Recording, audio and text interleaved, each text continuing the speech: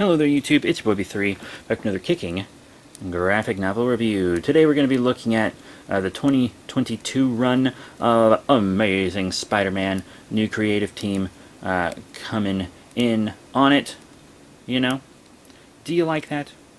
Do you like it, a creative team? I like it, a creative team. So today we are looking at Amazing Spider-Man by Wells and Romita Jr., Volume 1, World Without Love. Cool. Let's do a little read-up of the back of the book. A new era of Amazing Spider-Man begins. Peter Parker is on the outs with the Avengers. He's on the outs with the Fantastic Four. He's on the outs with Aunt May. No one wants to see Spider-Man, except for Dr. Octopus.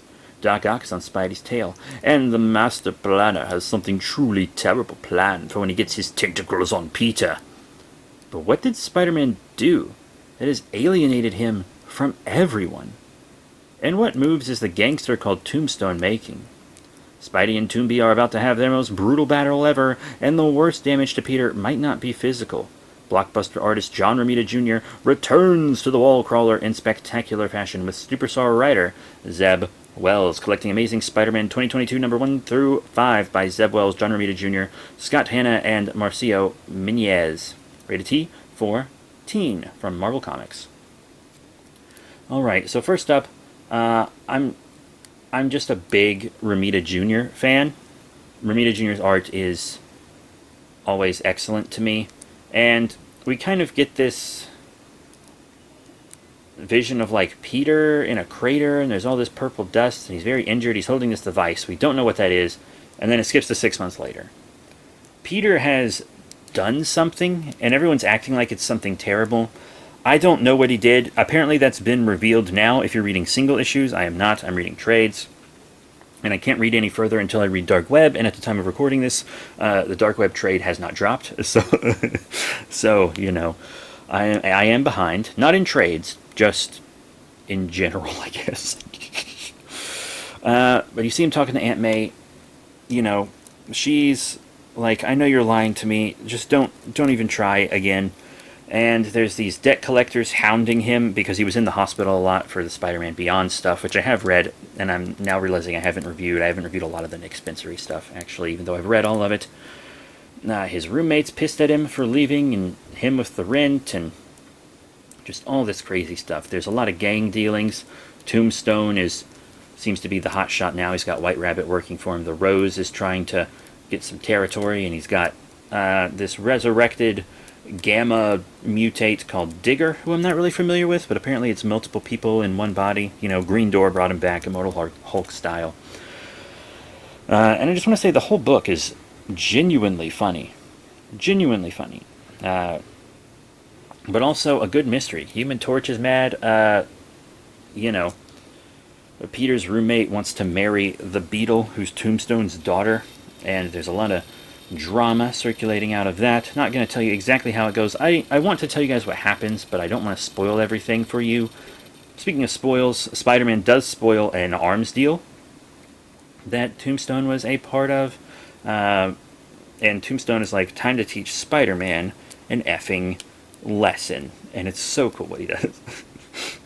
But also, MJ doesn't want to speak to Peter at all anymore, and it seems that she has a new partner, but also kids? Huh? That needs to be explained to me. I do not understand. But Peter is easily able to give this debt collector the slip, you know, because he's, you know, effing Spider-Man. You know? And Norman Osborn, you remember, you might not remember, I don't know, the Sin Eater, when Nick Spencer brought him back, he had the ability to, like, take people's sins away. So he, like, took away Norman Osborn's sins, which, like, reformed him and purified him. So now he's trying to be a good guy and help Peter. Tombstone is going to war, so he uncaps his teeth, you know, so that he's got his filed teeth again. And, you know, he does a bunch of stuff, traps Spider-Man, and beats the snot out of Spider-Man. And then tricks Spider-Man into doing his dirty work for him, which was insane.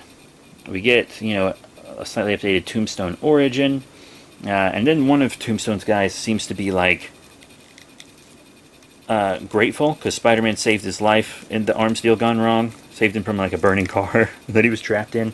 So he keeps helping Spidey out despite being a criminal. You know, and Spider-Man's real roughed up. Like, you can't even really see the front of his mask because it's so covered in blood.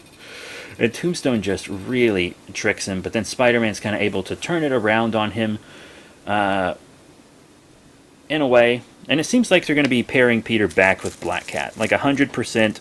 I've felt that since Spider-Man Beyond. And even felt it a little in the Nick Spencer run, even though they were trying really hard to keep him with Mary Jane.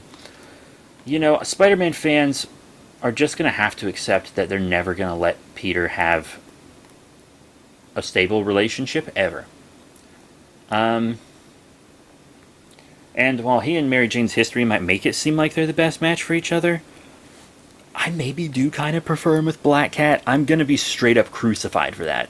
But it's easier to juggle the lives with Black Cat because she's out there doing all that mask stuff too. She kind of reforms a lot. She's reformed more than Catwoman, and Catwoman's reformed a lot. And I know they're basically the same thing. You remember Catwoman became a mob boss, and then Marvel was like, oh, well, let's make Black Cat a mob boss. Catwoman's revealed as bisexual. Oh, let's reveal Black Cat as bisexual. They're just, doing whatever DC does. And, DC has Catwoman doing a lot with Batman, so, Black Cat's got to come back and do a lot with Spider-Man. Whatever. I like it. I'm down with it. I also really like Tombstone. I'm glad he's being used heavily. And I really like the portrayal of Aunt May and everything. And they talk about Doc Ock coming for Peter on the read-up on the back of the book, which is odd, because we don't see Doc Ock until, like, the last page. So, that's whatever. Don't know why he's so big on the read-up. But yeah, that's it for Volume 1 of the 2022 run of Amazing Spider-Man, A World Without Love. Tell me what you think of the book if you've read it. If you haven't read it, I do highly recommend it. It's genuinely funny, excellent art, well written. I have heard from those who know what the reveal of what Peter did is. I've pretty much heard everyone say that it's a huge letdown. That's what I hear. I don't know if that's true. I'm avoiding spoilers on that really hard. Please don't tell me what he did. For the love of God, don't tell me. But that's it. Thank you all once again for your support, and I'll see you all, you guessed it, next time. Bye for now.